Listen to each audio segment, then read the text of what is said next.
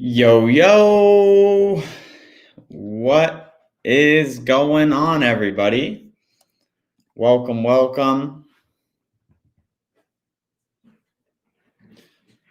Give it a minute for everybody to hop in here.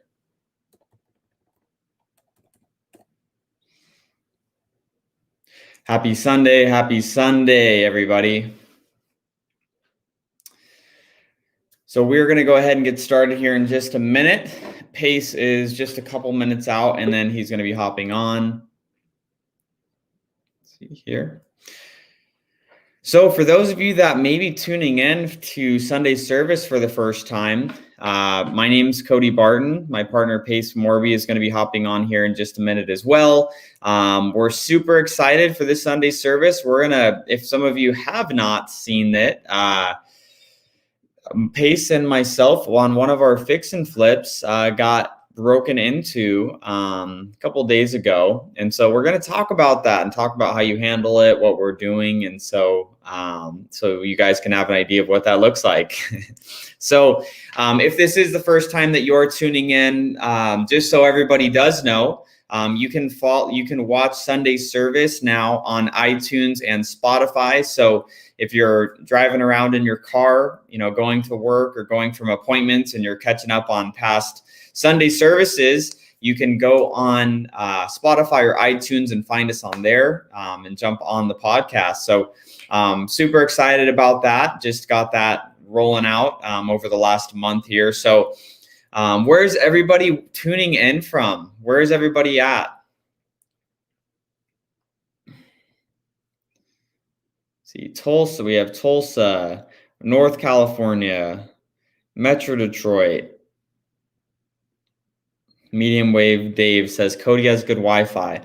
I mean, the amount of Wi-Fi range extenders that I've put inside of my apartment is ridiculous. So, I mean, if there was any Wi-Fi interruptions, I got nothing else for it, guys. Like I'm maxed out on outlets and Wi-Fi range extenders.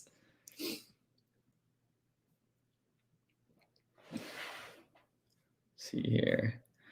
So we have Rayleigh, Atlanta, Arizona. What's up, Debbie? We have Hawaii, Oregon, Tacoma, Seattle, West Palm Beach, Wisconsin, London, England. That's awesome. Santa Cruz, California, DFW. It's always super awesome to, see where everybody's tuning in from. So I'm going to jump into a little bit on this story of what happened a couple days ago on one of our fix and flips. So there's actually, a rolling joke between, some of the people on our team, and it's, conservative Cody. And they all, a lot of people say that when it comes to fix and flips, rentals, just any of the properties that we're acquiring. And so, the reason why is you can't calculate for the she moments that happen. You can't always account for things that are going to happen. So whenever I'm underwriting a property, I'm always being a little bit conservative. I don't ever speculate. I don't assume rents are going to go up. If it's a rental, I don't assume that the values are going to go up by the time we fix a fix and flip. So I just never account for that, because the thing is, things could go down. There could be unexpected problems that come up during a project. So I just never want to put our team in a position and the lenders that we work with in a position where, we would have an issue on a property. So that's just the way that we do things. Maybe we could probably buy a couple more deals here and there, but at the end of the day, we've never lost money on a fix and flip. And that's, something that we are, proud of, is we don't speculate at all. We make sure that we know that there's concrete numbers there. So Matt Beard says, thank God for conservative Cody. Yeah, man, it's something that you have to watch out for. So here's what happened, guys. So we bought a property from, this was actually one of the door knockers on our team, Ty. Shout out to Ty. He was door knocking and, got a homeowner that was in pre-foreclosure, was ready to go. So we get it under contract, we close on it, pretty light renovation, literally. We only replaced carpet, we did some minor paint touch-ups and kind of cleaned it up. So there's really, there's really not a ton that we had to do to the property. So got it fixed up and we put it on the market, sells within about 10 days. So it sells relatively quickly and we're excited. We're like, perfect. We get into the inspection period where our end buyer, views the property, sees the condition that it's in. And, then we agree to fix some things. It's just minor things that need to be fixed on the property. So we get through the inspection period. The house appraises at, full value. So we're good. We're on track. We're set to close. This upcoming Tuesday is when we're supposed to be closing on this property. I've already signed at the title company, like the closing docs and everything are already good to go. I already signed. Everything is good. I signed on Friday. And so Saturday, I'm over at Pace's house and we're recording some content and putting some trainings and things together. And so essentially, we're just recording away and Laura comes, down the hall and she's like, hey guys, 30th just got broken into and it's flooding. And we're like, what? The neighbor called Laura, says, hey, the front door of your listing over here on 30th Drive is open and there is water just oozing out of the front door all the way down into the driveway and out the front door. So obviously that's concerning, right? So there's something, wrong. And so we send Anna over there on our project manager. She's our project manager. So Anna, goes over there immediately to see what's going on. And what does she find? Our oven is stolen. The dishwasher is stolen. The microwave is stolen. And originally the neighbor thought maybe a pipe burst. And so it was, just leaking. We've had that happen at other properties of ours. So it's not super uncommon. And so what we found out was the actual, the dishwasher, the water line that's hooked up to the dishwasher, the thieves that stole it just ripped it out and the water line was just left to run. So, it was left to run for probably a day, maybe 2 days inside of the house. So the whole house is filled with water. Baseboards are all destroyed. Carpet needs to be replaced. Some of the cabinets got destroyed. Water just pouring out the front door. So, everything, it's, our total renovation on this property was about $4,000. And so, with that, that's a, really cheap, easy renovation. And I underwrote the deal for us to make, $25,000 originally. And that was, we had a long escrow because the seller had some issues. And so that was what the comps were when we went under contract. So I'm like, perfect. We'll still, we'll make about 25 grand on this deal. And, we get to, putting it on the market, and there was a couple good comps that just recently closed. So we listed it for higher than we expected, which was great. And then we sold it. So we anticipated that we were going to make about $36,000. So $11,000 more than we thought, which was great. We were super stoked about that. We got through the appraisals, like I said, for some of the viewers that just hopped on.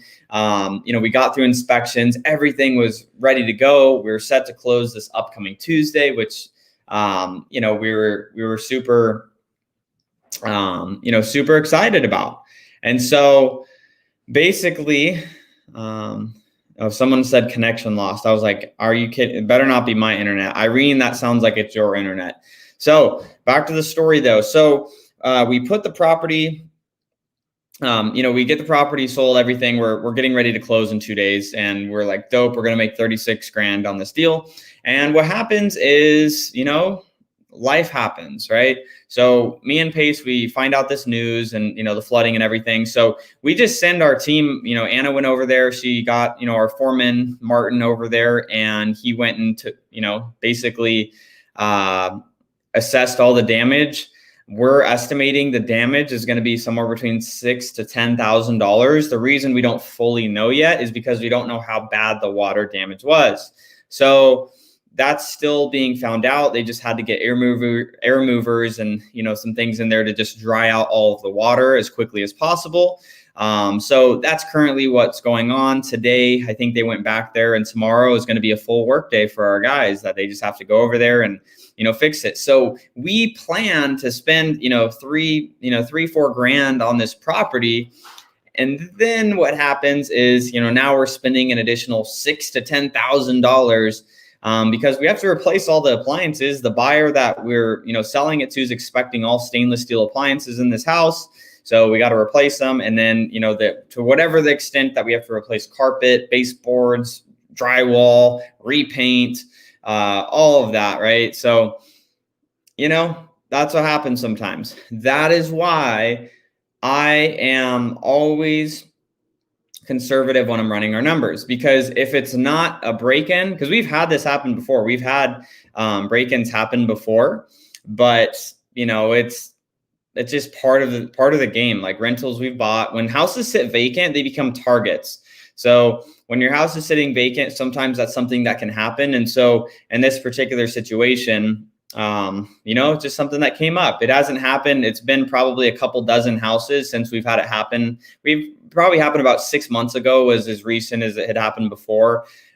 We had somebody that broke all the cabinets, destroyed the stove, flooded the kitchen. I don't know what it is about people and flooding, but people just, when they go and steal and break into houses, they just turn on the water and just want to flood it. Does not make sense to me, but that's what people want to do. So, as far as people asking about insurance, we can make an insurance claim.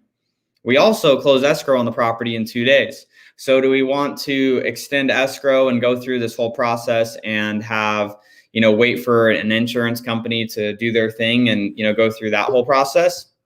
No, we're not going to file a claim. We don't want to wait and hold up everything, with the closing. So we're going to make sure that, we close on Tuesday and, hopefully Tuesday, but, worst case Wednesday, just getting all the repairs done for that buyer. But we're not going to file an insurance claim because that's going to hold up the whole process. We're just going to move forward, take the L on the repairs that we have to do and replacing the appliances in the property and move on to the next deal. You can't throw good money after bad. You got to cut the loss and get out of the deal. If it was more significant, if it was like $25,000, $30,000 in damages, maybe there'd be a further discussion on doing an insurance claim. But Pace, welcome. What's up, man? What's up, brother? Sorry. We were cooking in the kitchen. We were doing this meal prep thing with people and hanging out and talking about health and all that kind of stuff. Is kind of fun. Nice, dude. That's awesome. You hitting the gym or what? Yeah. The challenge was for me, I've been running with Steve Trang for a couple of years. And when COVID hit, I decided, as you remember, I'm going to go travel around the country with my wife and kids. And when I left, I realized that my feet, my ligaments, my knee, so many things with my lower body were like damaged to the point where I decided I didn't want to run anymore. So when I got back home from the trip, I then didn't have an accountability partner. Right. So, Steve still texts me like every couple of weeks. He's like, "Hey, you're going to come running with us." And for me, dude, no, I'm not about it. And then people say, "Well, you can swim." No, like swimming is another thing I got to manage. Like I want to get in, I want to get out, but if I'm swimming, like you got to, get the goggles, get like the gear. It's like, you got to get the towel, like, it's a whole event. Yes, that's exactly it. So, Reagan, who runs the Sub 2 community, her boyfriend, Jack, is going to school for holistic medicine. And he's been lifting since he was like 14. So I was like, oh my gosh, they live just down the road. This will be great just to have an accountability partner, Nice. So anyway, I decided, I was like, dude, let's do this for other people. Like, let's talk about meal prep and let's talk about, some of these things that a lot of people probably need, especially at this part of this time of the year. Everybody's thinking about health and fitness and all that kind of stuff. So anyway, I moved my camera setup into the kitchen so we could do that. And then it took me like freaking 15 minutes to get it set back up in here. I'm so sorry. Oh, all good. All good. You told them about the bull crap situation that happened on the house? Yeah. I was telling them, about what happened, and a lot of people are like, "Why didn't you do an insurance claim?" And so I was just answering that. And the one thing I didn't, a lot of people were saying, "Why don't you get security systems at all the houses that you have?" So, do you want to take that question, because that has came up a lot? Yeah, so we've done that. Think about it. Let's think about how many houses that Cody and I fix and flip every single month. Okay, so who's the person that asked that? That's really, really. There's been a lot. There's been a lot of people that have, but Freddie H says, "Did you have a security system?"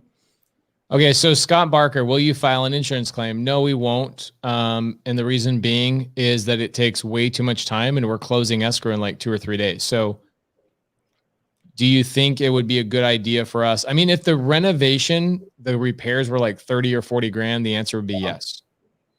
But because we understand how to do the renovation for a lot less expensive, we are just getting it done and closing escrow.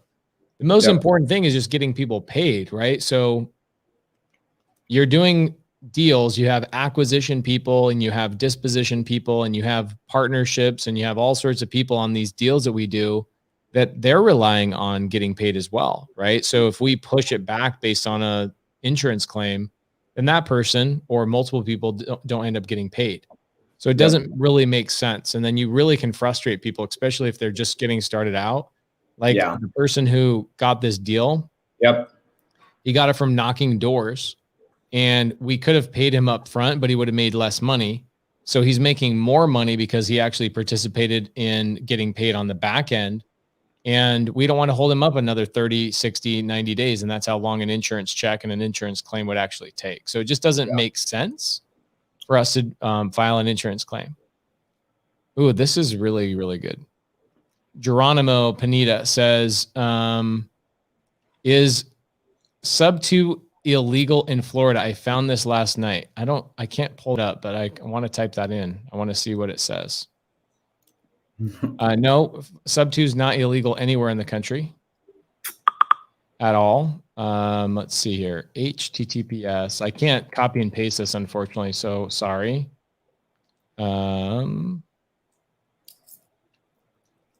Boom, boom, boom. Yeah, Jeremy Harlow says speed equals money, 100%. And yes, it can hurt buyer to qualify for new insurance claim. Premium would go up. There's just not a lot of positives that would happen out of doing an insurance claim. It's unfortunate, but like I was saying at the beginning of this call, that's where you have to factor in an OSH factor on your fix and flips. And sometimes other wholesalers will send us deals and I'll tell them no. And they're like, no, the numbers, everything makes sense. It's like, yeah, if everything perfectly aligns. And I mean, how often, Pace, does everything go exactly perfect on a construction project? Never. There's always something. There's always something that comes up. So that's something, for those of you that don't actively fix and flip, you have to keep that in mind. Or, whether you're buying a rental, whatever it is, you have to account for that. There's going to be stuff that comes up that you didn't account for. Matt Beard says, Cody's eating. Yes, I am eating. Hyel brought me back dinner, so I am eating. So I'm going to read through this real quick. So somebody just asked a question. Let's do a little screen share if I can.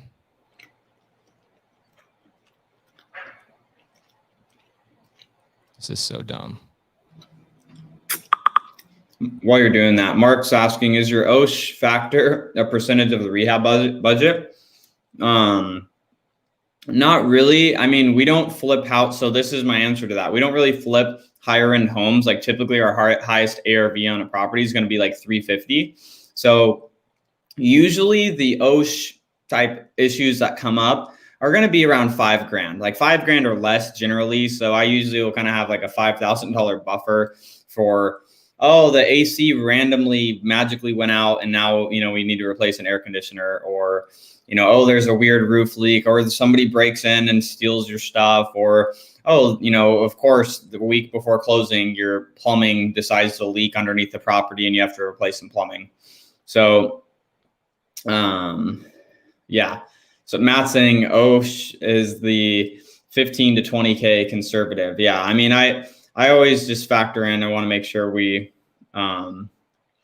making at least 20. Hey, this is going to make me quit Chrome and reopen. So I'll be right back. I really want to do a screen share on this. This is an interesting conversation. I'll be right back. Okay. Let's see. Always factor in, Kimberly says, always factor in the oh shit stuff. Yeah, no, this is super, super important to make sure that you're accounting for that. All right. So let's pull this up. This is an interesting conversation. I've heard of this a couple of times from people. So they're talking about equity skimming. Okay. Let's go through this because a lot of people do not understand that wholesalers are equity skimmers. Doesn't mean it's a good or bad thing. Just it is what it is. All right. So here we go, guys. We've got it on the screen. Let me do like a full screen layout of this so you guys can see it. Let's see if we can bigger. Get you guys to see this on the screen. Okay. All right. It is unlawful for any person with intent I've read this before. Let's see this. It is unlawful for any person with intent to defraud the owner of real property to engage in equity skimming. Okay. So this is not about doing a subject to. It does mention subject to here, but it does not mean that equity skimming has anything to do with the sub to. Equity skimming is the problem, not the subject to. Okay. So it is unlawful for any person with intent to defraud the owner of real property to engage in equity skimming, which is, so again, what's illegal? Does it say sub to is illegal? No. Geronimo, it does not say sub to is illegal. It says that equity skimming with the intent to defraud the owner of real property engage in equity skimming, which is to do this.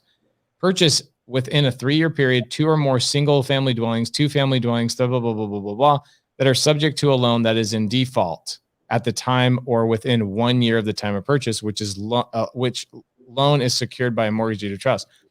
Then fail to make payments under the mortgage or deed of trust as the payments become due, regardless of whether the purchaser is obligated on the loan.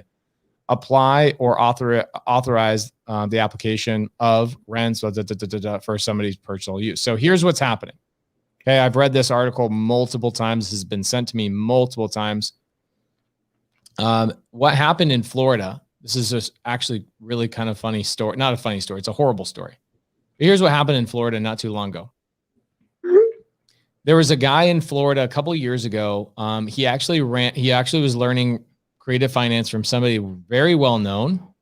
What he was doing is he was going and buying people subject to mortgages that were in default on their mortgages. They were in foreclosure. And what he was doing is he was taking over their home subject to, and then he was turning around and renting them out. And what was he doing with the money? Not paying the mortgage. Right. Wasn't paying the mortgage. He was collecting like 18 or 19 mortgage or rent payments, but not paying any of the mortgages. So he was leveraging the seller's credit to take advantage, right? So it doesn't say sub 2 is illegal. In fact, it actually talks about how you can buy houses subject to. It's just that you can't not perform and you can't defraud a seller. That's essentially what it's saying, is it has nothing to do with subject to. It only has to do with defrauding the seller. But that's I think that's a really good conversation and good thing to pull up. So thank you so much, Geronimo, for pulling it up. Okay. Ramon Batances says, are we finally going to talk about goal setting for 2021? Yes, we are. Let's jump into it in just a minute. We got some people that are on that. I love it. Yes. Okay. One thing I do want to talk about is I'm very proud of our team. We ended up getting 6 contracts this week and only 2 of them required an American. The other 4 did not. What are your thoughts on that, bro? It's pretty great. It's a great week. Do you have any deal that you have off the top of your head that we can chat about? I don't know details on any of them. besides the one Apache Junction one. Let's talk about that. Hold on. I'm going to pull up the goal planner. Okay. All right. So lead comes in from one of our cold callers. And this one was when an American on our team got it. Cameron, shout out Cameron. Great job. Deal comes in, ARV is about 300,000 on this particular mobile home.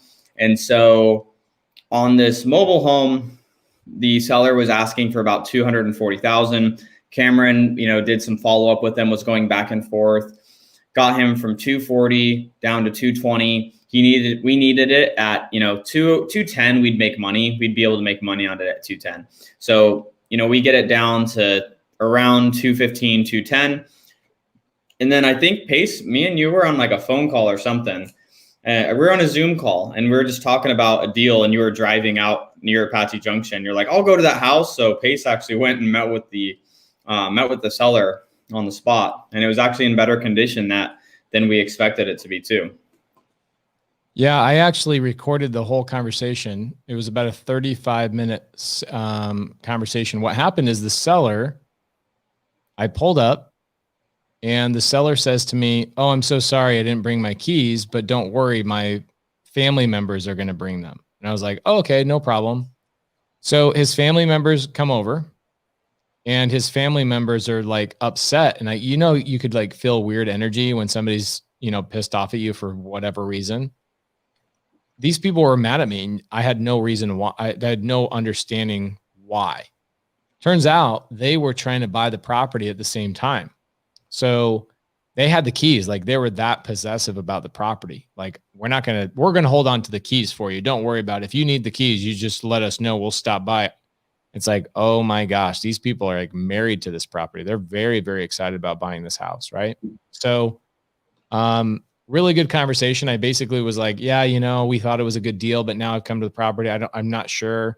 I'd like to buy it, but maybe you should just sell it to your family. And I said that right in front of the family, just pushing off, because I didn't want to have him continually try and leverage me for, against his family.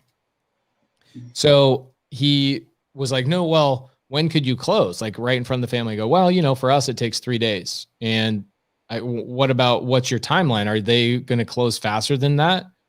And I knew the answer was no, they're not going to be able to close. They have to go get a loan. Right. So he's like, well, I think they're going to be closer to 30 or 45 days. And she's like, how the woman who had brought the keys, she says, how are you going to close in 3 days? That's impossible. I go, well, we're not getting a loan. We're just going to buy it with cash. So, it was one of those weird things where buying as a cash buyer actually was the benefit. Most of the time, that's not the benefit. Most of the time, everyone has cash. Like, there's 19 other people with cash ready to go. Yeah, there was nobody else in there. There's nobody else in that situation that had cash or any other investor, but we were fighting against the family. The family had offered him 205. He said, well, if I can get 210 from you, I would sell it to you. And I go, I don't know, man. Like, I think you should just sell it to them. But I'll let you know. I'll have Cameron call you. So I called Tino, and I told him, just have Cameron lock it up at 205, close next week, and let's get this bad boy done. So what's the ARV on that deal? It's 300. Some people are saying, whoa, 300K ARV on a mobile. It's on an acre and a quarter. So it's a large lot, guys. It's a very large lot. It's not just the mobile home. So I left the small detail out, but yes, 300K for the ARV. Yeah, it's a gorgeous lot. It's an acre, new RAC. Anyway, so that property, Cody, why don't you pull the fix and flip breakdown real quick, and let's just run through that. What if we buy it at 205?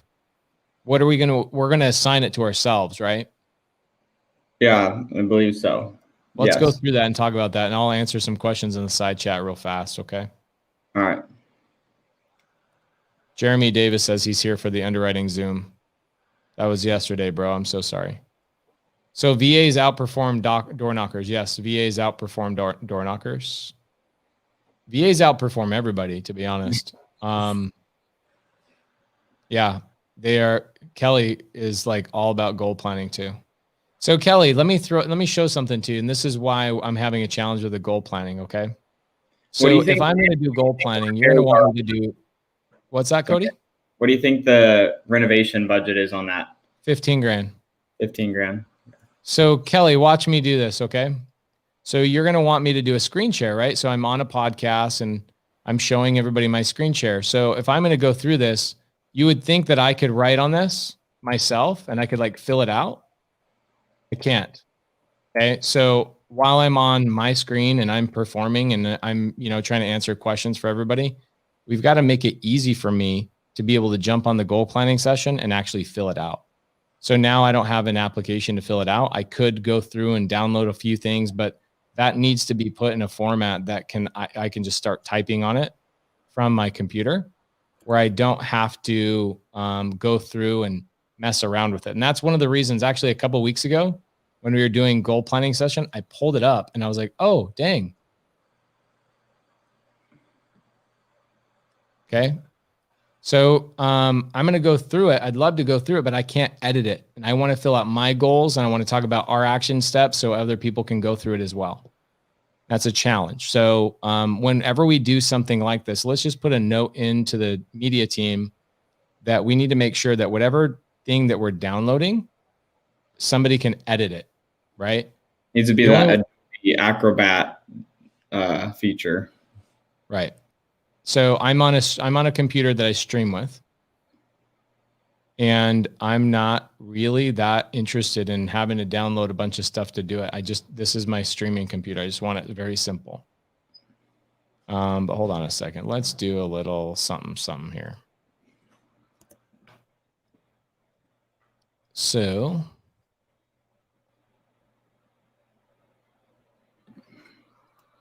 let's do this. Yeah, Caroline, I would love to do that. But my iPad is not set up because I just did a Zoom. So Kelly, going forward, we need to make sure that anytime we do a document, it can be edited. Okay. Let's make it that way. Let's do it that way in the future. Okay. So, I'm off of the Rainbow Road calculator and I'm going. Yeah, pull it up. Screen share that for a minute. All right, 1 sec. Can you see the screen? Yeah, I can see it. Looks great. So what we're looking at is, you'll notice I'm 5,000 under what the other comp was.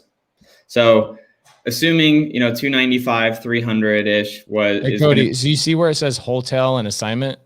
Yes. Let's zoom in on only the part where you're working on, because then everybody can see it much larger. So go to like magnification of like 150 or 200 or something like that. And boom, there you go. Now everybody can see it. Perfect. Dope. Love it. Love it. So assuming around a 295 exit on the deal is what we're going to be able to get it out at. We have a 4-month hold time. The average days on market for this particular area is about 45 to 60 days. So the renovation really probably won't take longer than a month, wouldn't you say, Pace? Yeah, I'd say it will take 20 days or so. So 20 days or so plus, 45, 60 days on the market and then another month for, in escrow with the buyer. So we're estimating around 4 months. We got the deal at, what was it, 205?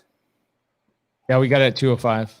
So 205, and then assuming we'll assign it to ourselves around 225. So 20,000 goes to the company. We have our closing costs. Renovation for our repairs, 15,000 is what Pace is seeing for the numbers on reno.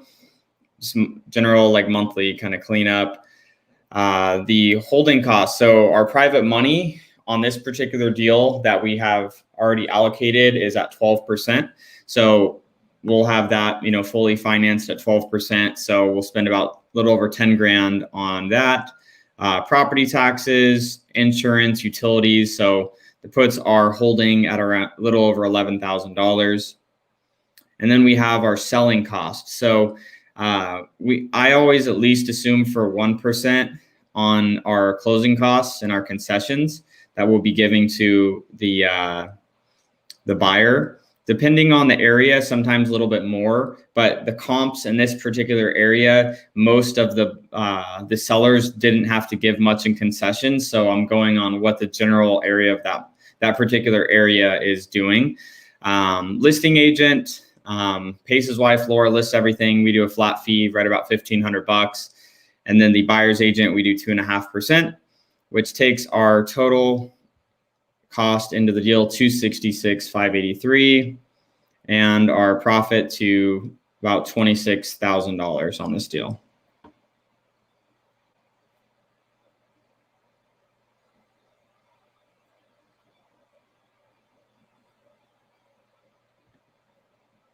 Where'd that deal come from, Cody? This deal came from Podio. Let me go look. I'll go check. I gotta go see what, I think it was a cold caller on our team that brought in this deal. Oh, bad. I think, did we just lose Pace? Oh, there you are.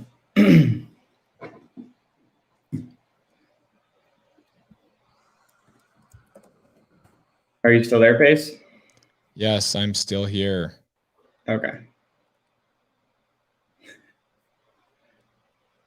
Jacob Smith says, you know what, Jacob Smith, let's talk about that. VAs outperform door knockers. Could you elaborate on this? I think this means VAs who are cold calling and outperform door knockers. Why is it you believe this? Not saying you're wrong, just curious. Jacob, let me ask you a question. Have you ever met an American that's actually consistent on anything? Let me answer that question with a question. Have you ever met an American who's consistent at anything they've ever done in their life? Cody, can you give them a link to that breakdown? I think that'd be cool if you give them like the Google Drive link for them to have that breakdown of the fix and flip. So Jacob, the reason why virtual assistants outperform door knockers is they outperform everything. Our bookkeeper gets outperformed. Our editor, our like YouTube editors get outperformed. Our cold callers get outperformed. Every single person gets outperformed by a virtual assistant. There's not one position in my company that doesn't get outperformed by a virtual assistant. If there's a repetitive task that needs to be done, if there is a repetitive task that needs to be done, then an American should not be doing it. That's my personal opinion. I've gotten older. I've gotten a little bit crankier. I feel like I have to continually tell the Americans to do the same exact thing over and over and over and over again.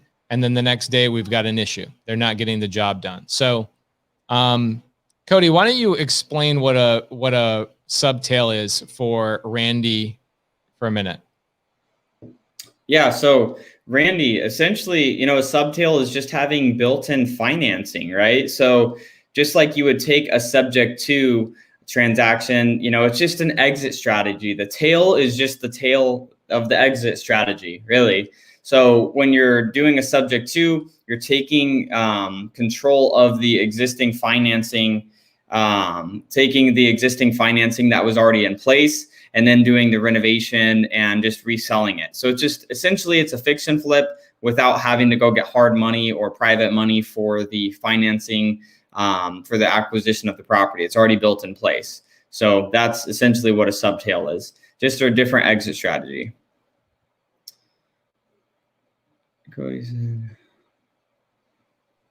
Great question, Randy. Thank you so much. Cody's very loquacious today. So let me jump in here and make sure that we don't have any dead air for a minute. MTP, I wish I knew your real name. You always ask really great questions. And I'm always curious by people that have like these interesting names or that I can't name. I don't know who you are, bro. Like, here's what's funny is I'll go to a speaking engagement and I'll run into somebody and they'll go, man, hey, so good to meet you. I'll go, man, great to meet you too. What's your name? They go, what do you mean? You don't know my name? I make all the comments on YouTube. And I'm like, bro, I don't know what your name is. And then I'm MTPTA. Bro, what's your real name? I would love to know your real name because you have such great questions. Really, really great questions. Okay. So MTP TA says, Pace, I was watching the Cody Hotline and Jerry Norton stream, and Cody said texting will be obsolete in 12 months. What are your thoughts on this subject? Cody Barton, do you have any thoughts on what Cody Hotline's saying? Yeah, I think it's going to continue to get less effective. I 100% agree. But that's part of being a business owner, is that you have to be able to shift and you need to be able to pivot when things change, right? So as far as texting, it was amazing 2-3 years ago. It's slowly gotten a little bit less effective.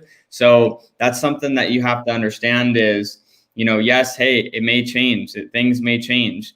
That's where, we've really doubled down heavily on our cold calling.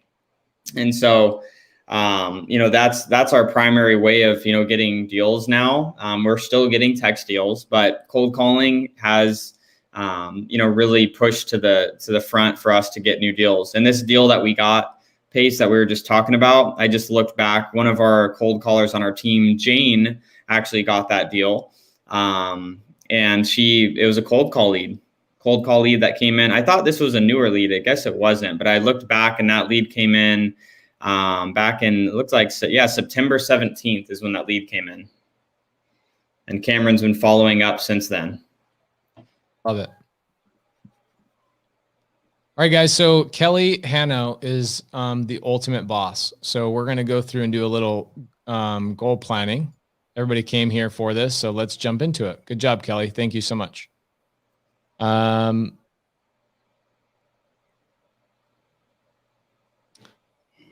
So Cody, let's go through our fix and flip goals. What are our fix and flip goals for this coming year? Yeah, I mean, as far as our fix and flip, kind of our rotating inventory is to be around 24 properties at a time.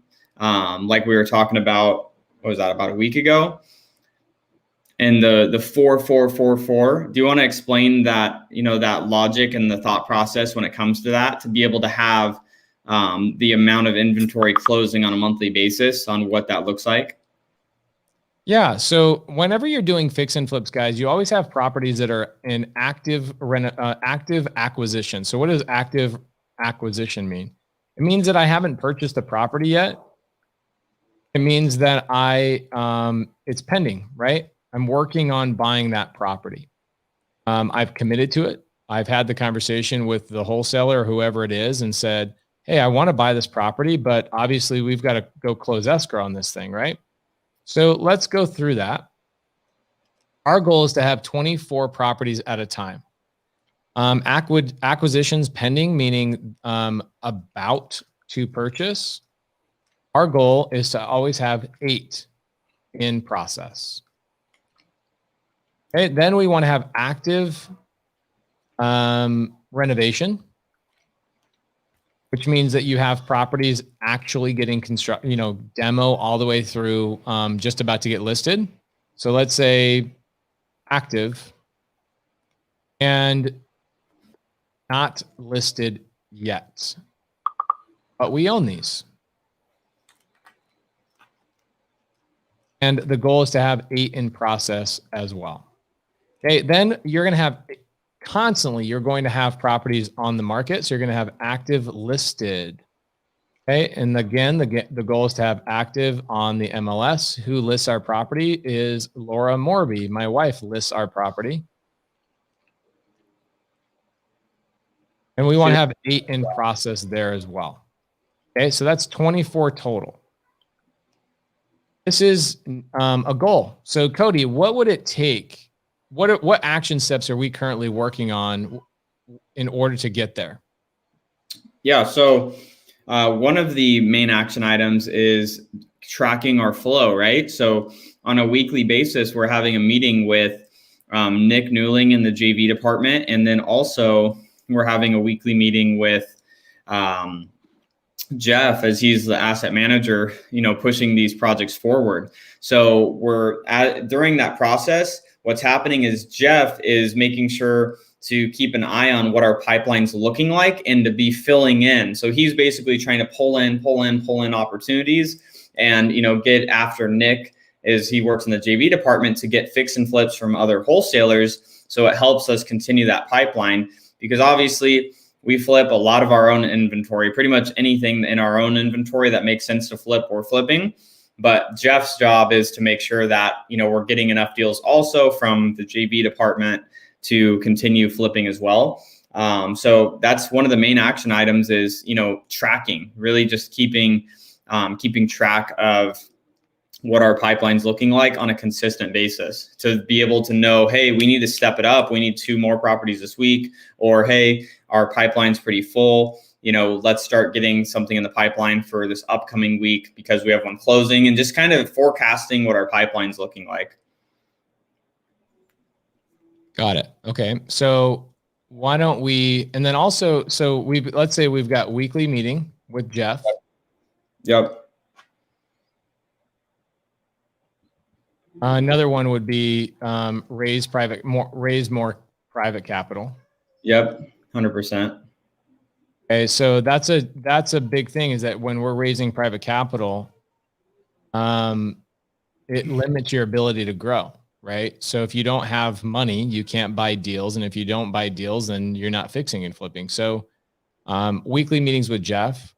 I think honestly, getting our team to understand their jobs better.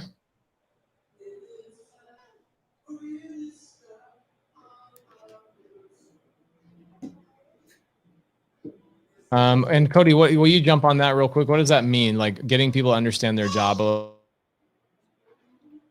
Yeah. So essentially when we're talking about getting our team to understand their jobs better, something that we've, really harped on and started implementing even more is, having laid out, because we didn't really, focus on this heavily, is actually laid out job descriptions. Like most of our team has training that we have through our trainual system, but for some of the positions where they've been newer positions that have just been put into place, we didn't have laid out specific job descriptions so that the team can actually understand when they're succeeding and when they are not succeeding, and when there's adjustments that need to be made. And so by, putting those job descriptions in place, like for, a Jeff on our team, our asset manager, it's putting that in place so that he understands that the success and failure of the fix and flip pipeline is 100% his responsibility. Obviously, where he has myself and Pace as resources to, help support him, his job is to make sure that that pipeline is full. So that's a big part of just helping the team gain clarity is, we've been implementing, more with the job descriptions.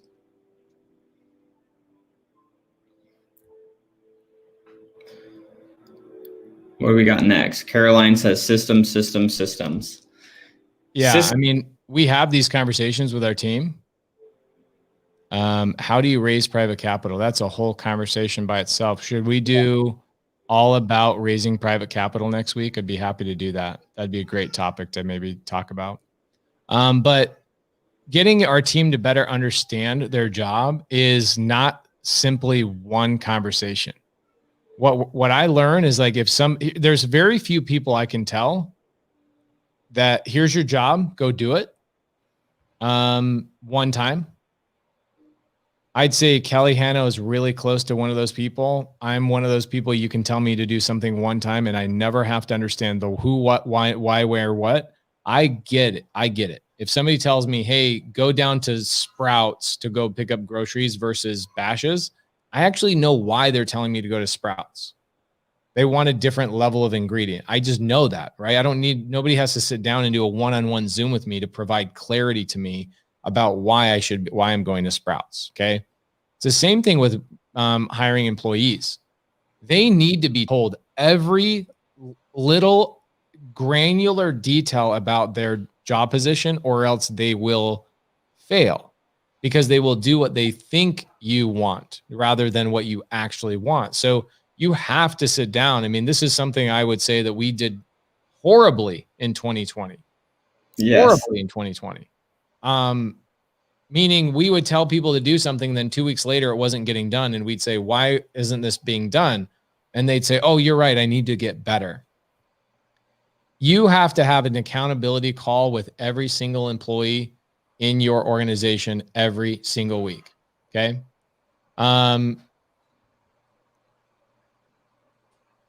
Yeah, I don't tell Kelly anything twice. Sometimes I have to provide a little bit more clarity to Kelly, just because the topic might be something that requires a phone call rather than like a Slack conversation.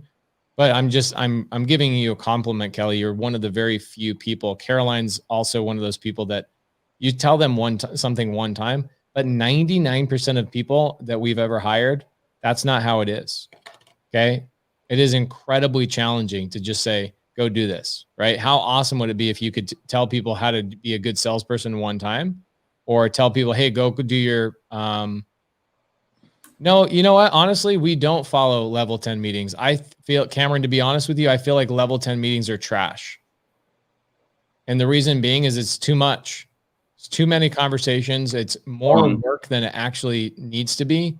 You need to be able to get in and get out. You need to give people action items for the week. I had a conversation with some other high-level business owners today, where they talked about their level 10 meetings used to go an hour and a half. That's what they're supposed to be, but they would actually go 2.5 hours. Okay. And then what would happen is there was just too much information. What it needs to be are, what were the action items from last week? What are the things that we need to improve on this week? And when can they be done? Like, it needs to be very simple. You need to be able to have a 45-minute meeting or less. And the problem with level 10 is that, dude, it is. Remember when we tried to do level 10, Cody? It's like an hour and a half. It's too long. It's just way too long. Right. So Cody, why don't you talk about our meetings with our VAs?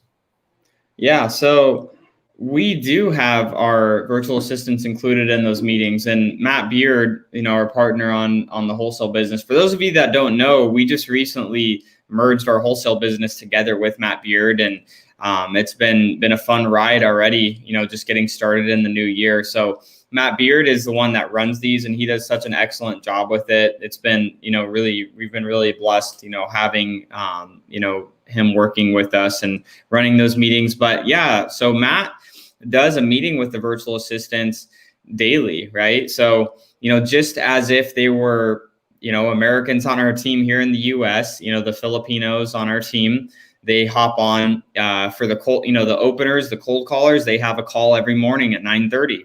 The lead managers, they have a call every morning at 10 o'clock, right? So they're getting their day started. They're the stand-up meetings. They happen every day. So they're a part of your team. So I would definitely recommend, for those of you that don't include your virtual assistants in your stand-up meetings, you are sleeping on a lot of growth and opportunity, because you got to invest in them just like you'd invest in anyone else on your team. The more you invest in them, the more they're going to do a better job within your business as well.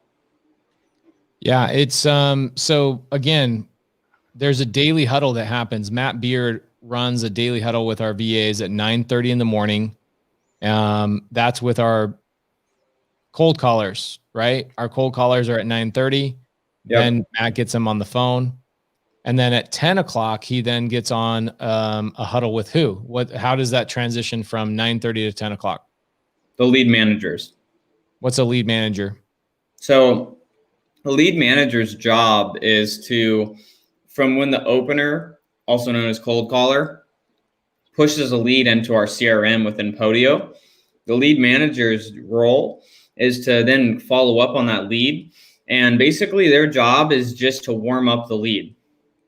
Identify when they're at a position when they're ready to sell, because a lot of the leads that are going to come in, they're not going to be ready the day they come in as a lead.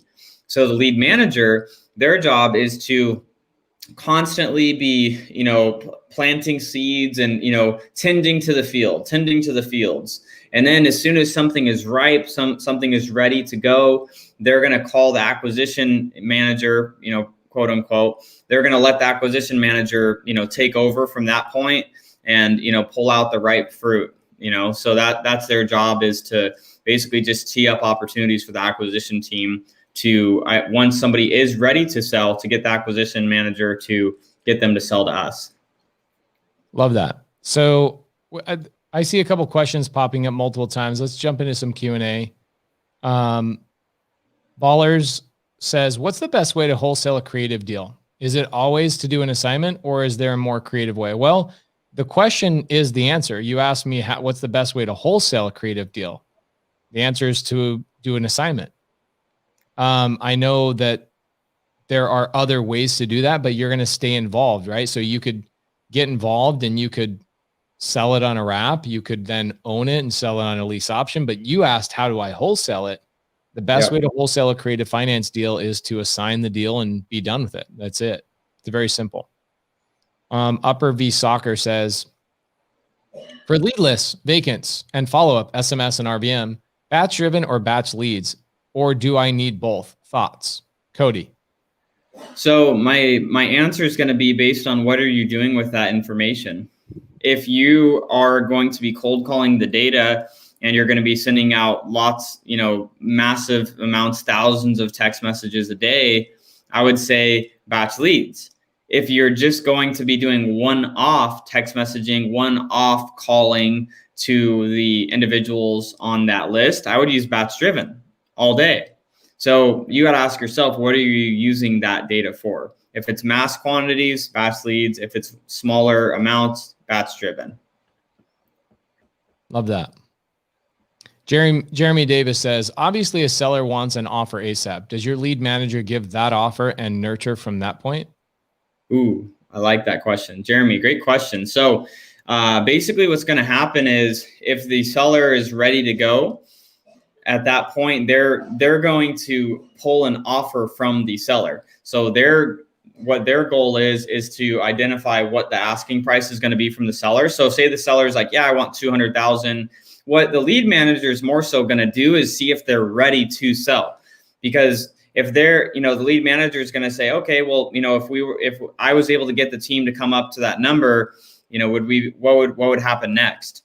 To identify if the seller is truly ready to sell. If they say, yeah, or, maybe, or if they're close to really being ready to go at making a decision, it's going to get pushed to the acquisition team. And that's where they're going to tee him up for, okay, I'm going to have Tino on our team, reach out to you. He's the one that's going to be able to, put something together and, see if we can come up to that number. So basically just tease it up for the next call if they're ready to sell. But the lead managers aren't giving offers. We don't give offers. That's one of the things that people always are like, how many offers do you make to get a deal? We don't give offers out. We make the sellers give us a number and we try to come up to the number and see if we can get to that or not.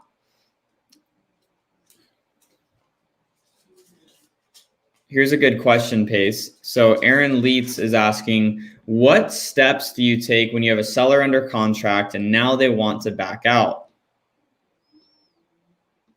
Aaron, do you want to know the real answer? Because I'll give you the real answer. Aaron had a seller recently. So Aaron got his first sub 2 deal done. It's a VA loan. Okay. Mm-hmm. What happened is along the way, somehow the seller changed their mind, whatever, could be most of the time. The reason the seller changes their mind is because they got a higher offer from another wholesaler or somebody came along right after you that offered them more money. Mm-hmm. I'd say that's 99% of it. Every once in a while, you'll get a seller that says straight up like, well, I really don't want to sell anymore and I want to stay in the property. It's pretty simple. Okay.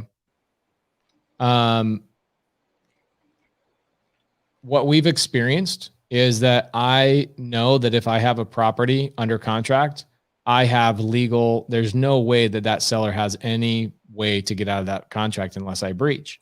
So if I were you, Aaron, this is something that Cody and I do is we spend the money. We go after the seller. I've always gone after a seller. If a seller tries to cancel, we have always gone after the seller, always. So what do? What's that process look like?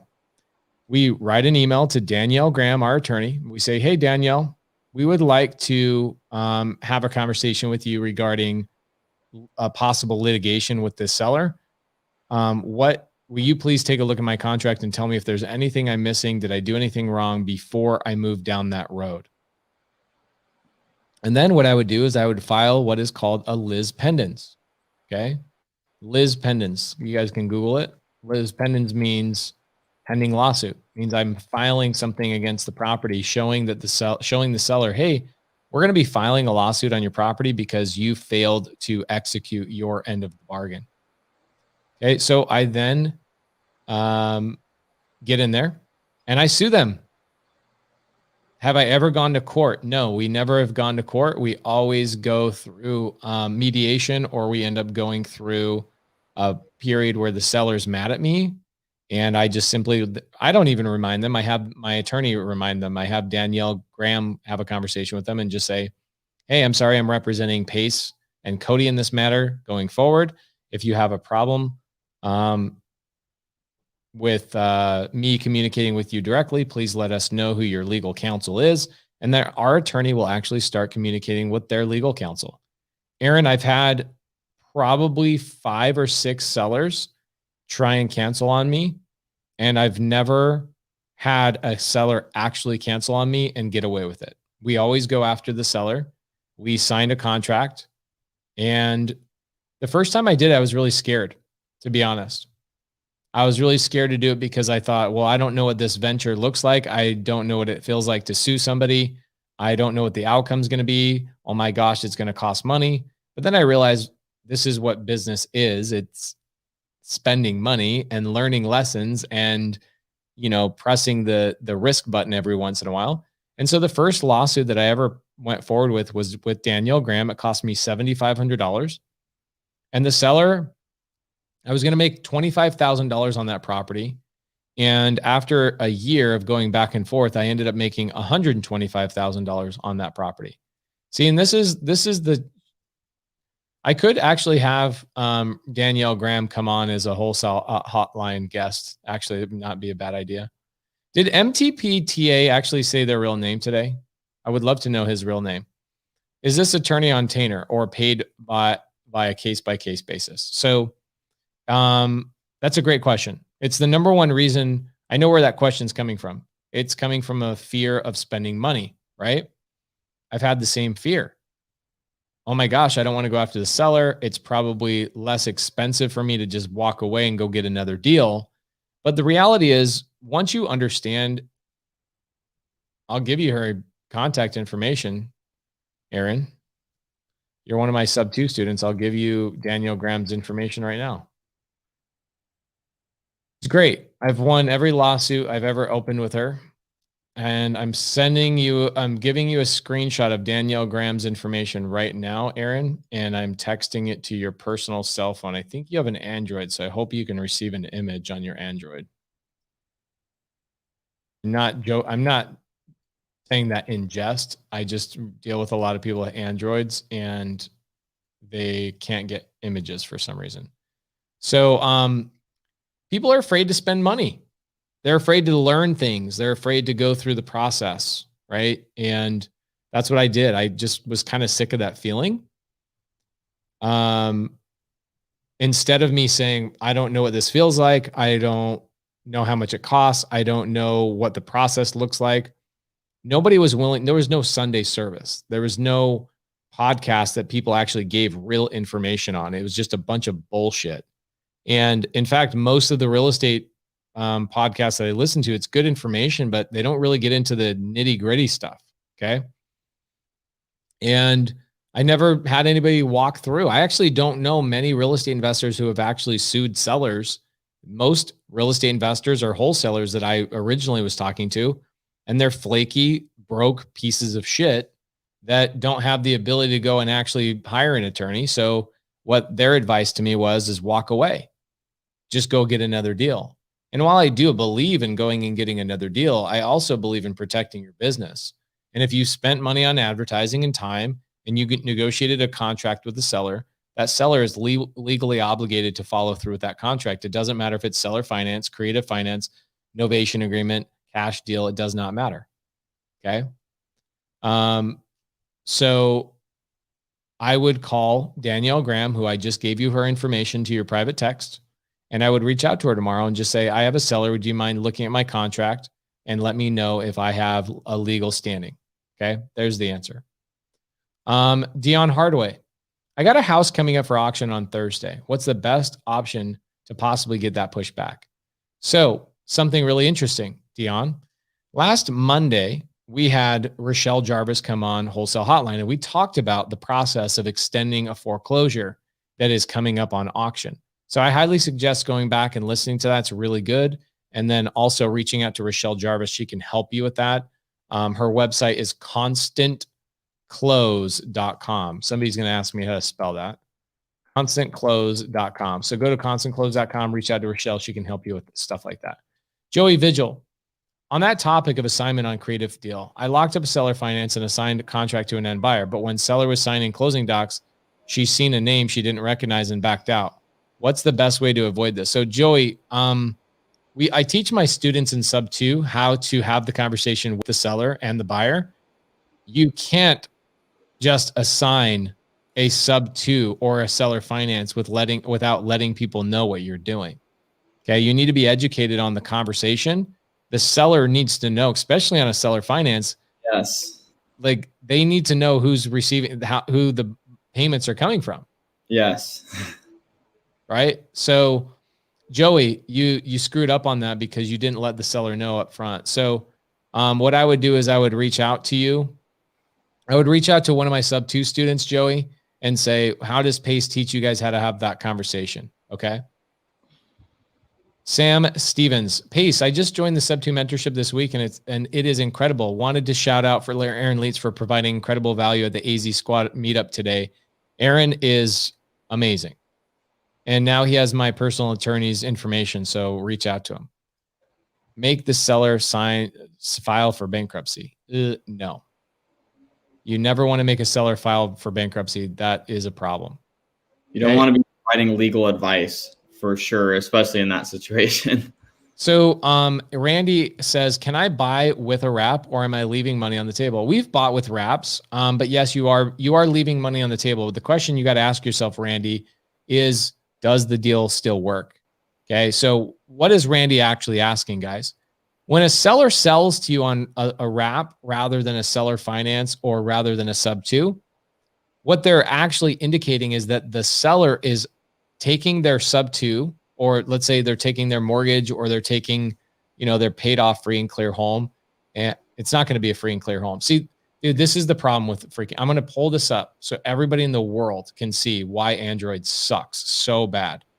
I don't understand why this is so, it's so amazing to me that I have to go through this whole process. Check this out. Can you see this? Yes. Not delivered. This is why, Aaron, this is why people with Androids need to switch over to a freaking iPhone. I can't send you guys photos. This is a screenshot. It's amazing to me. Why is this why do Androids reject these photos? It's like a low grade screenshot. It's not even high quality. Anyway, that's one of the reasons why I don't like Androids. It has nothing to do with anything else other than just the easinesses. Okay.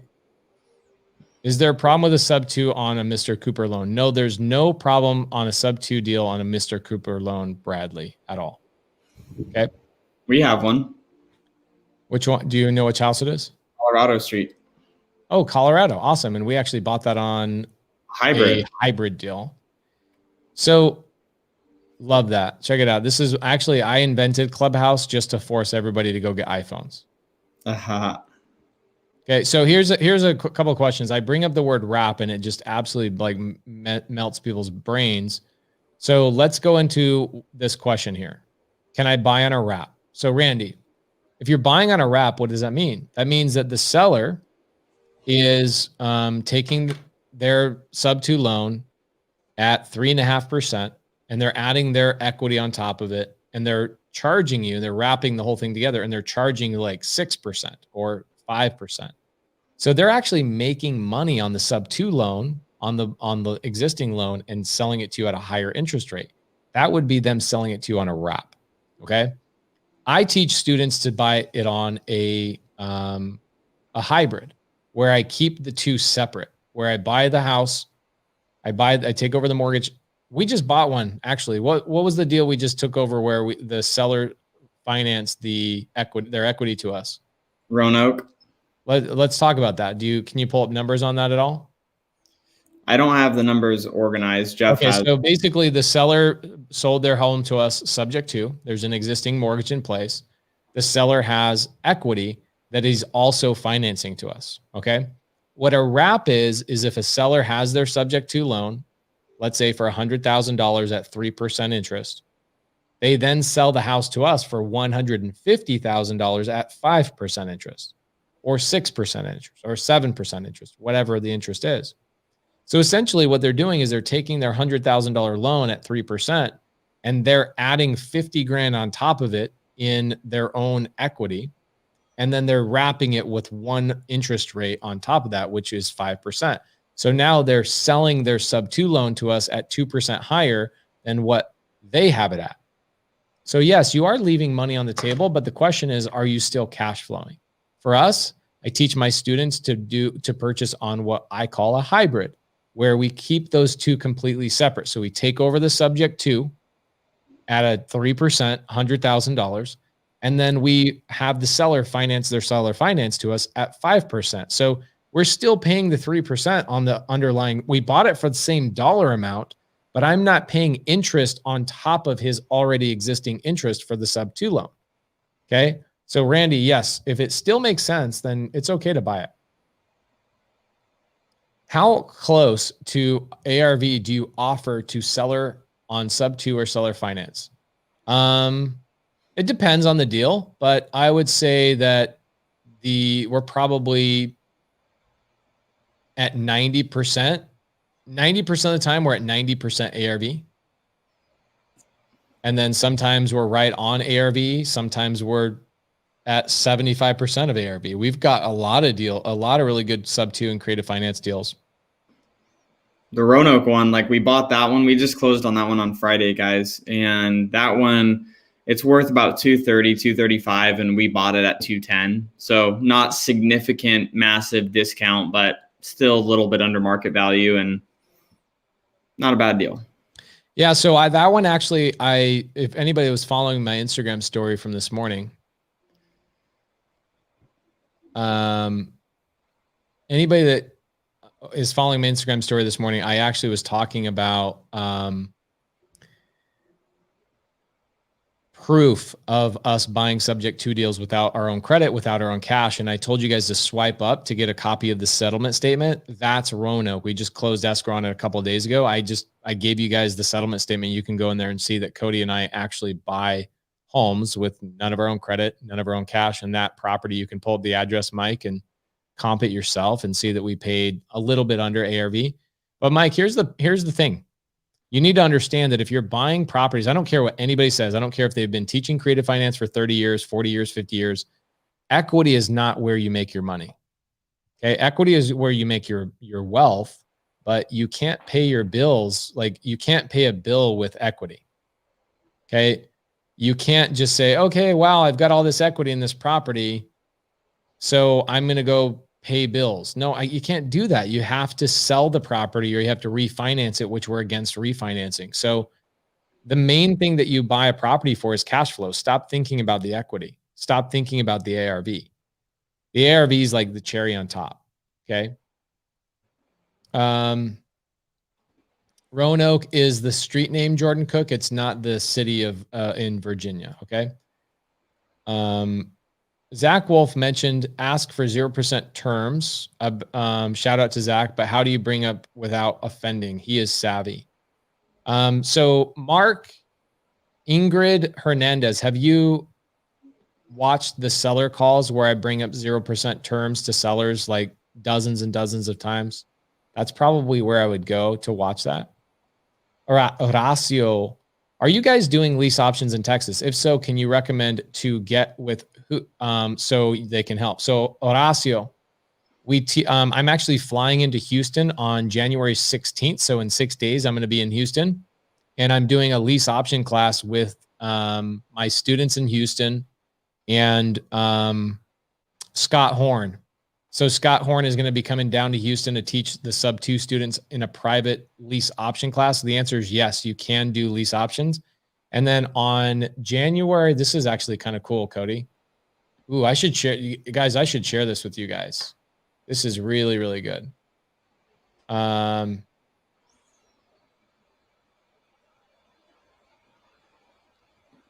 What is it? You're building all this suspense. So I've got Brian Tripp reaches out to me and he says, "Hey, I see you talk a lot of shit about the burst strategy.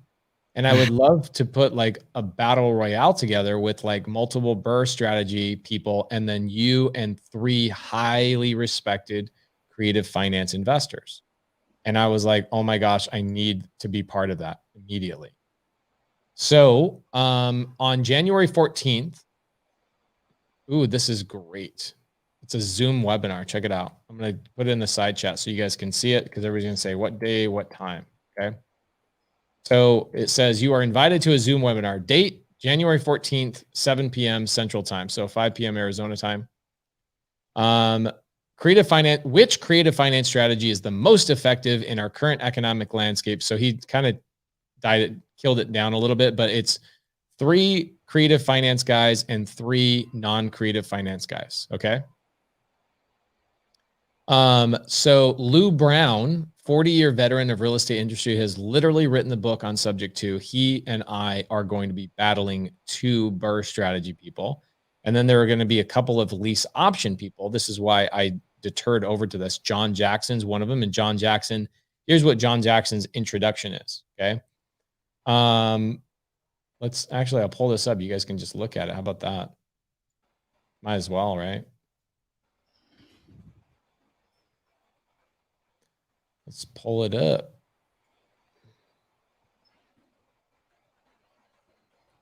So REI Live, here we go. This is on Friday.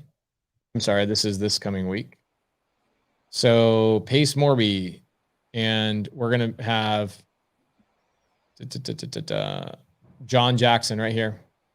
John Jackson, a lease options pioneer whose creative financing prowess is so exhaustive that he is regularly consulted by attorneys and judges in his own home state of Texas. So I'm actually in a mastermind with John Jackson.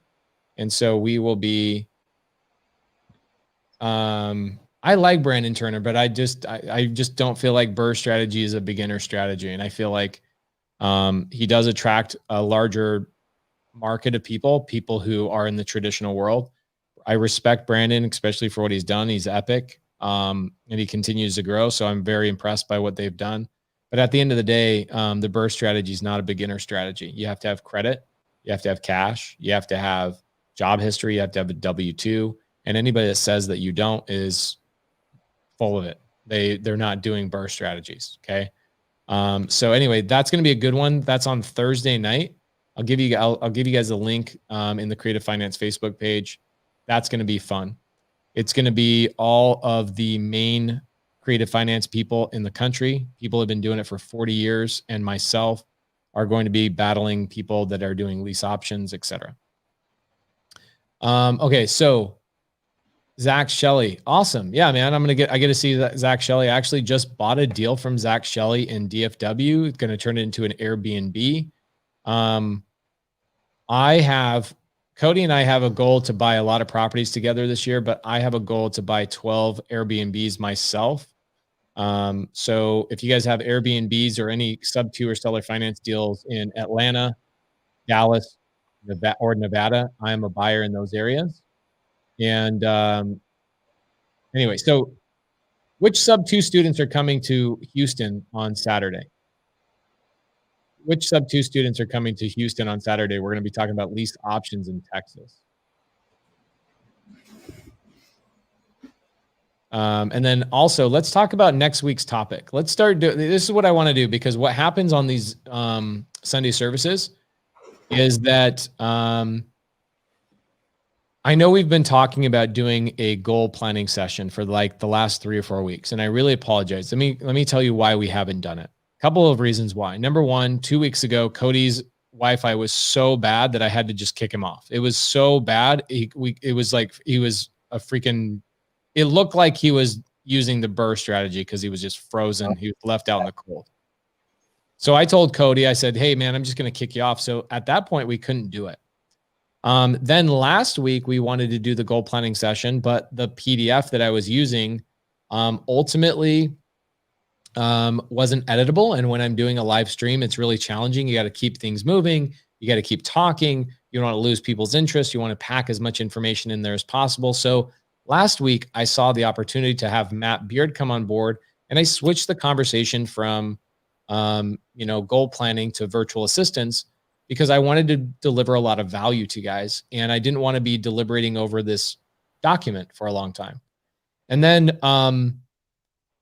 today, kind of the same thing, just the whole document thing. So what I want to do is I want to start having a topic going forward on Sunday service. And I want to vote of what you guys want us to focus the topic on, because what'll happen is these Sunday services can go through and answer 50, 60, 70 questions, but not deep dive on them. And I really want to deep dive on some of these questions for you guys, because we really want to grow this. Okay. Sunday service was really, really good. In fact, you know what happened, Kelly, is Matt Beard called Cody and I, and he said that VA Hub is like going to start turning away clients because we had so many clients come on board. Everybody loved it so much. Randy, the way you get these hats is you have to be a sub-2 student. We don't sell them. I could easily sell these hats, but we don't sell them. You have to be a sub-2 student. Okay.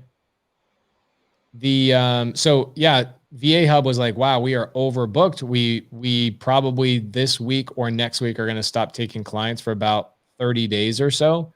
So guys, if you guys want to reach out to Matt Beard before he closes up new client onboarding, I would reach out to Matt. Cody, will you throw Matt's email in the side chat real quick, just in case people need it?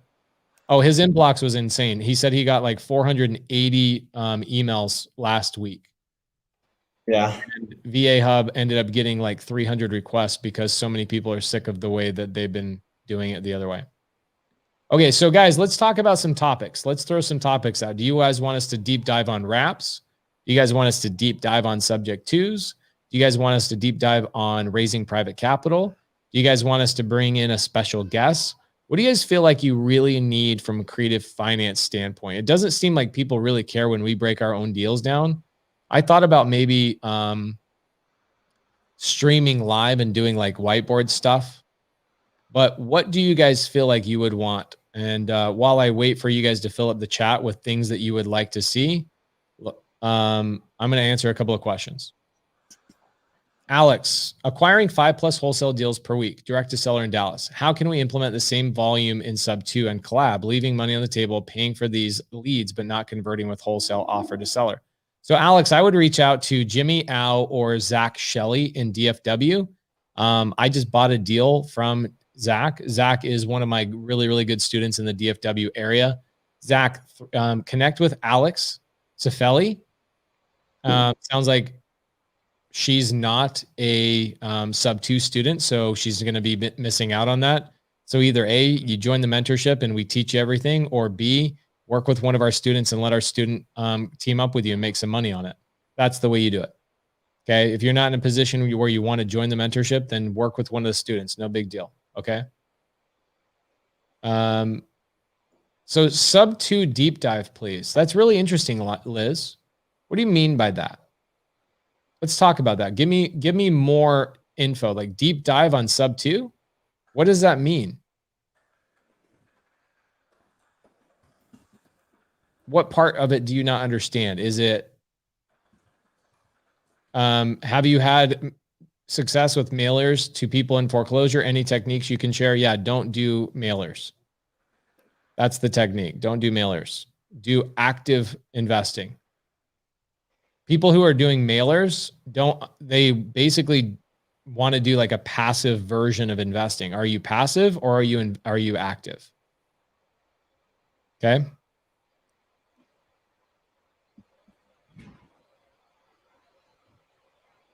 All right, let's see.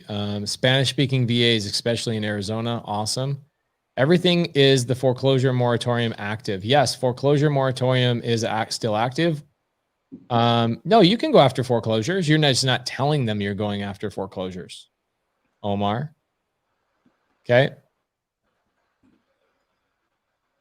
Okay, so Liz, perfect. There we go. That's a greater conversation. I like that.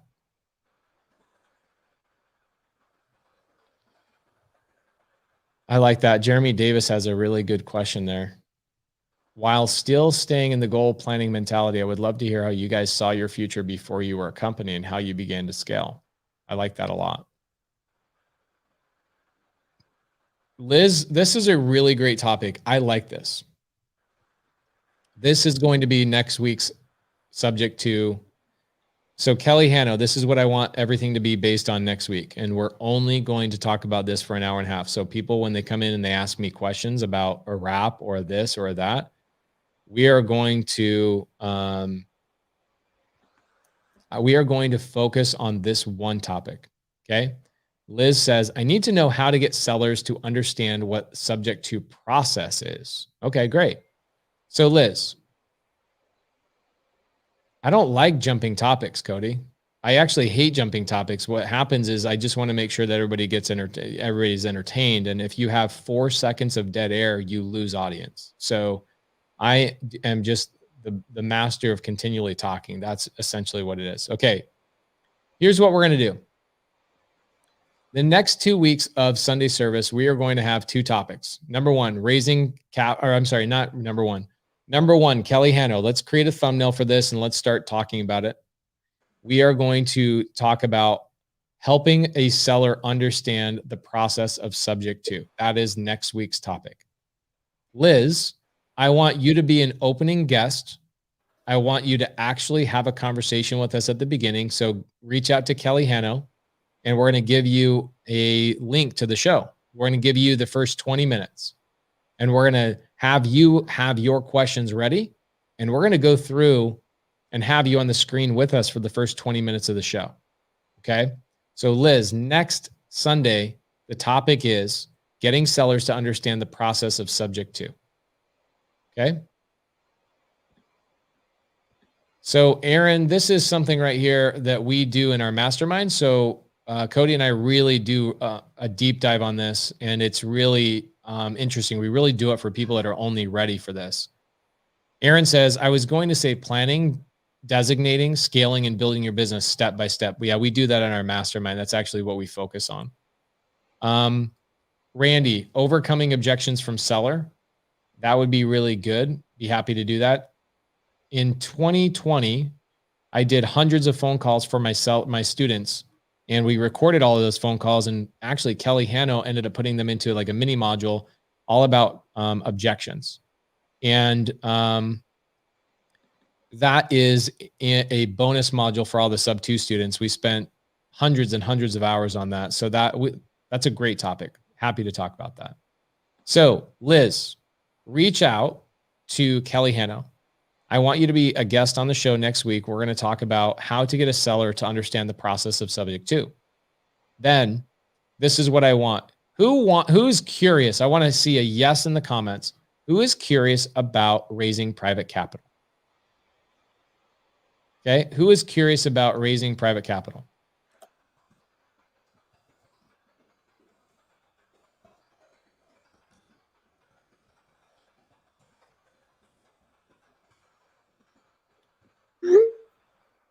Okay, cool. So Kelly, here's what I want you to do. I want you to get a few people who have questions about raising private capital. Let's get Mark Wright. I love Mark Wright. He's out of Vegas. Let's get Mark Wright. He shows up in Facebook. But let's get Mark Wright. He's one of the sub 2 students. Let's get, in fact, I want to get Baller Z because I have actually no clue what their name is. It is so amazing to me that people still name themselves something that I can't. Like, guys, I gotta know your name. JB3, same thing. How do I know your name? Guys, please help me.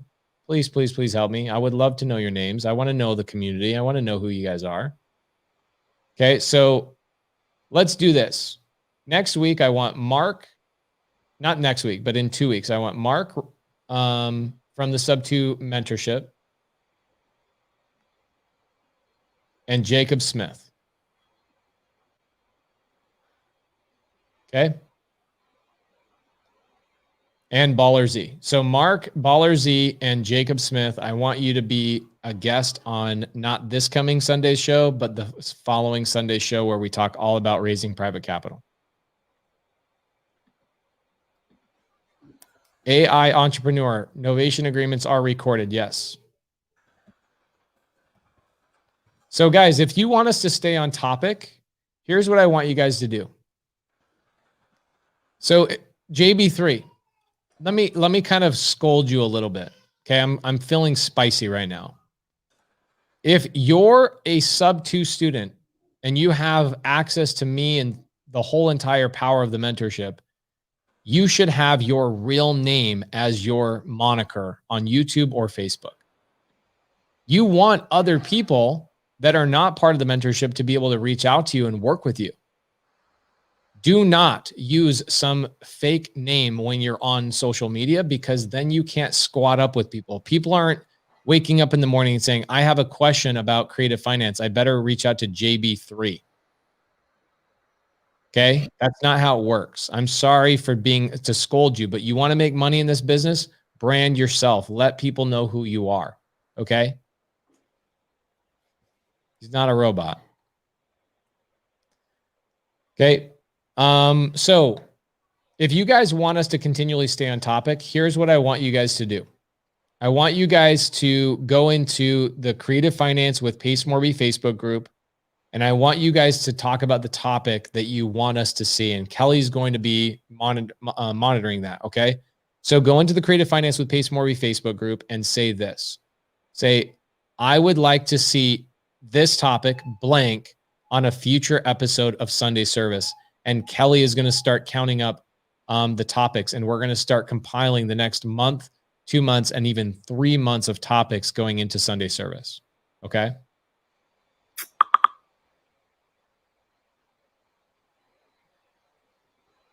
Christian Hernandez, we'd love to talk to you about doing more fix and flip stuff. I'm happy to do that. Omar, I think it's a great topic. Everyone needs to know how to raise capital if you're going to invest. What's up, Pace and Cody? What up, bro? So guys, we're going to wrap up Sunday Service. Going forward, we are only going to have one topic we focus on the entire show. And going forward, I need to do a better job of not answering questions that are not on topic. But guess what? If we don't have a topic, that's my fault.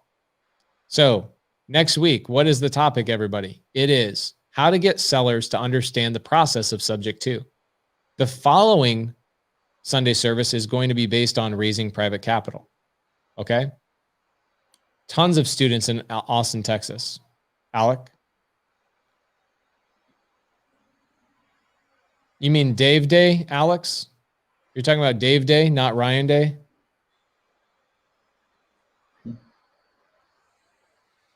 So, guys, without going any further, that's what we're going to talk about next week. We're going to talk about how to get the sellers to understand the sub-2 process. And then going into the following week, it's going to be all about raising capital. And then week 3, 4, and 5 coming up, the next 3 weeks after those two, Kelly Hanno is going to choose those topics based on the public Facebook group. Okay. Jeremy Davis, that's a really great suggestion. I will bring that up to Kelly Hanno. She'll work on that. Okay.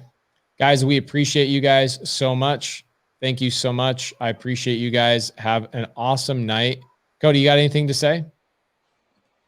I think just in closing, a lot of the viewers that weren't on at the beginning, we are on Spotify and we are on iTunes. So make sure to go and check it out. If you're driving to work, want to listen to past episodes, you can check that out on Spotify and iTunes. And if you're not in the Creative Financing Facebook group with Pace Morby, make sure to search that, get involved in the group, and let's have a great week. Thanks, guys.